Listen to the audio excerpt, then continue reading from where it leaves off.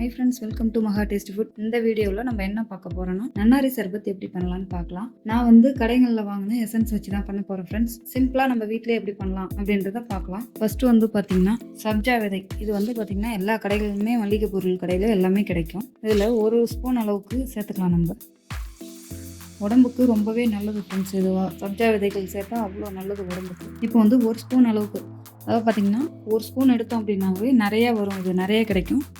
அதனால் உங்களுக்கு தேவைக்கேற்ற மாதிரி பயன்படுத்திக்கோங்க. இப்போ வந்து ஒரு ஸ்பூன் அளவுக்கு சப்ஜா விதை எடுத்தாச்சு. தண்ணி ஊற்றிடலாம். இது ஒரு 10 நிமிஷம் அளவுக்கு நல்லா ஊறட்டும். 10 நிமிஷத்தில் ஊறிடும். அதனால் நீங்கள் எப்போ செய்கிறீங்களோ ஒரு 10 நிமிஷத்துக்கு முன்னாடி, ஒரு 1/4 மணி நேரத்துக்கு முன்னாடி இதை வந்து ஊற வச்சுக்கோங்க. எடுத்து வச்சிடலாம். இது ஊறட்டும். அடுத்தது பாதாம் பிசின். பாதாம் பிசின் வந்து பார்த்திங்கன்னா கடைகளிலே உங்களுக்கு கிடைக்கும். எல்லா டிபார்ட்மெண்ட் ஸ்டோர்லேயும் கிடைக்கும் உங்களுக்கு.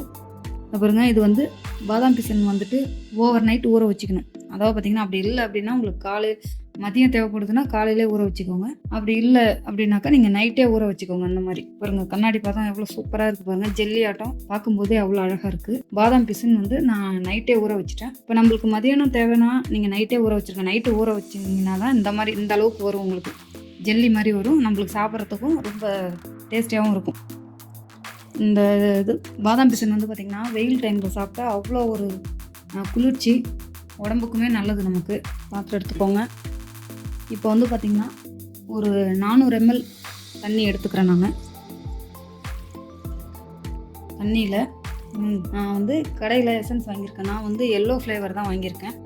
உங்களுக்கு எது பிடிக்குதோ அதை வாங்கிக்கோங்க. ஒரு 2 டேபிள் ஸ்பூன் அளவுக்கு நன்னாரி எசன்ஸ் எடுத்திருக்கேன் ஃப்ரெண்ட்ஸ். அதை சேர்த்துக்கலாம்.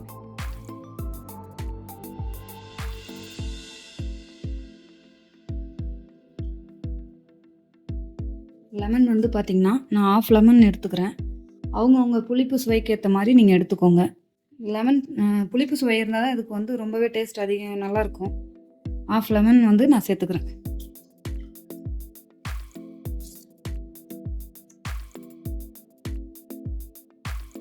சர்க்கரை வந்து பார்த்திங்கன்னா நான் ஒயிட் சுகர் தான் ஃப்ரெண்ட்ஸ் எடுத்துருக்கேன். இந்த பாருங்க, 2 ஸ்பூன் அளவுக்கு சேர்த்துக்கோங்க. நன்னாரி எசன்ஸ்லேயே பார்த்திங்கன்னா சுகர் உங்களுக்கு இருக்கும். உங்களுக்கு டேஸ்ட்டுக்கு ஏற்ற மாதிரி நீங்கள் சேர்த்துக்கோங்க. நான் வந்து ஒரு 2 ஸ்பூன் அளவுக்கு சேர்த்துக்கிறேன் சர்க்கரை. ஒயிட் சுகர் தான் சேர்த்துக்கோங்க, டேஸ்ட்டு நல்லாயிருக்கும். நம்ம இப்போ ஊற வச்ச பாதாம் பிசின், இது வந்து பார்த்திங்கன்னா 2 ஸ்பூன் அளவுக்கு சேர்த்துக்கோங்க. டேபிள் ஸ்பூன் அளவுக்கு சேர்த்துக்கோங்க. இது குடிக்கும் பொழுது அவ்வளோ டேஸ்ட்டாக இருக்கும். உடம்புக்கும் குளிர்ச்சி. வெயில் டைமில் சாப்பிட்டா அவ்வளோ நல்லது. குழந்தைங்களுக்கெலாம் கொடுங்க, ரொம்பவே நல்லது உடம்புக்கு. ஹீட் உடம்புக்காரங்களாம் இதை நல்லா சாப்பிட்லாம். 2 டேபிள் ஸ்பூன் அளவுக்கு எடுத்துக்கிறேன்.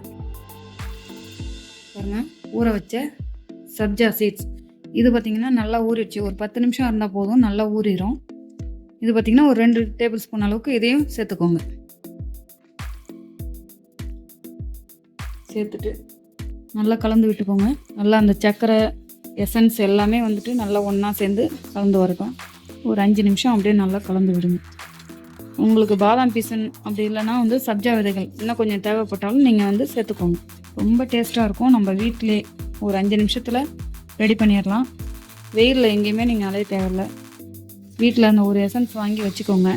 கடைகளில் வாங்கி கொடுக்குறத விட நம்ம வீட்டிலே ரெடி பண்ணி குடிக்க நல்ல டேஸ்ட்டாக நல்லாயிருக்கும். நல்லா சுகர் நல்லா கரையுது. உங்களுக்கு புளிப்பு சுவையில் சுகர் பத்தலைனாலும் நீங்கள் சேர்த்துக்கோங்க. அப்படி இல்லை எனக்கு வந்து சுகர் கொஞ்சம் அதிகம் தேவைனாலும் சேர்த்துக்கோங்க. அப்படி இல்லைன்னா லெமன் 1/2 லெமன் எனக்கு பத்தலை, இன்னும் கொஞ்சம் புளிப்பு தேவை அப்படின்னாலும் நீங்கள் சேர்த்துக்கோங்க. டேஸ்ட்டு நல்லாயிருக்கும். இப்போ நன்னாரி சர்பத் வந்து சூப்பராக ரெடி ஆகிடுச்சு. உங்களுக்கு தேவைக்கேற்ற மாதிரி ஐஸ் க்யூப் சேர்த்துக்கோங்க. ரொம்ப சில்லுன்னு வேணும்னா கொஞ்சம் அதிகமாகவே சேர்த்துக்கோங்க. நார்மலாக இருக்கணும் அப்படின்னாக்கா ஒரு இந்தளவுக்கு ஒரு 2லேருந்து 3 இல்லைன்னா 4 சேர்த்துக்கோங்க. இப்போ வந்து கிளாஸில் சேர்த்துடலாம். நம்ம நன்னாரி சர்பத் ரெடி ஆகிடுச்சு. ரொம்பவே டேஸ்டான நன்னாரி சர்பத் சூப்பராக ரெடி ஆகிடுச்சு. கண்டிப்பாக இதே மாதிரியா வீட்டில் செஞ்சு பாருங்கள்.